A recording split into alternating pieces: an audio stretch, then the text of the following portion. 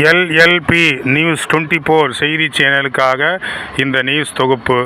ராணிப்பேட்டை மாவட்டம் வாலாஜா தாலுகா லாலாப்பேட்டை கிராமத்தில் இன்று கிராம சபை கூட்டம் நடைபெற்றது.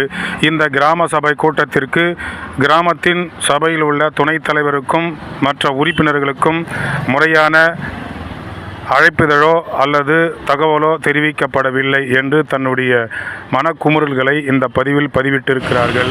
மேலும் உறுப்பினர்கள் கூறும் பொழுது, லாலாப்பேட்டையில் இன்று நடைபெற்ற கிராம சபை கூட்டத்தில் அரசு அதிகாரியாக இருக்கக்கூடிய ஜோனல் BDO அவர்களும் மனுவை கொடுத்தோம். அவர் அந்த மனுவை வாங்க மறுத்துவிட்டார்.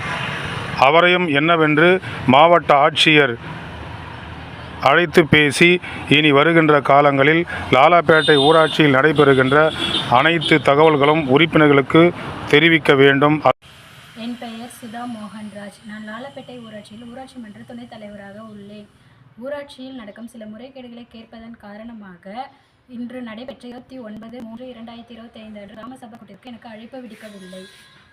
என்னுடன் பணியாற்றும் உறுப்பினர்களுக்கும் அழைப்பு விடுக்கவில்லை. இதன் காரணமாக நான் மனு கொடுக்க உள்ளேன். இதை மாவட்ட ஆட்சித் தலைவரும் வட்டார வளர்ச்சி அலுவலரும் மேற்பார்வையிட தகுந்த நடவடிக்கை எடுக்குமாறு கேட்டுக்கொள்கிறேன்.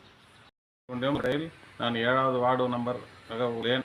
எங்கள் ஊராட்சியில் சமீப காலமாக தொழில் வரி வசூல் ஒரு 1.5 லட்சம் ரூபாய்க்கு மேலே வசூல் செய்த ஊராட்சி மன்ற தலைவர் அவர்கள் அதை கேட்கின்ற காரணத்தினால் எங்களை கிராம சபை கூட்டத்தில் 29/3/2025 கிராம சபை கூட்டத்தில் எங்களை புறக்கணித்து எங்களுக்கு சரியான முறையில் அழைப்பு கொடுக்காதனால் நாங்கள் யாரும் கிராம சபை கூட்டத்துக்கு செல்லவில்லை. நான் 8வது வார்டு நம்பர் சார். எங்களுக்கு நோட்டீஸ் எதுவும் தரல, எதுவும் கையெழுத்து வாங்கல சார், எதுவும் பண்ணல. எங்களுக்கு கிராம சபை கூட்டம் எங்களுக்கு தெரியாது சார். எங்களுக்கு சுமார் 1 வருஷமாக பஞ்சாயத்து கூட்டமே நடக்கலை.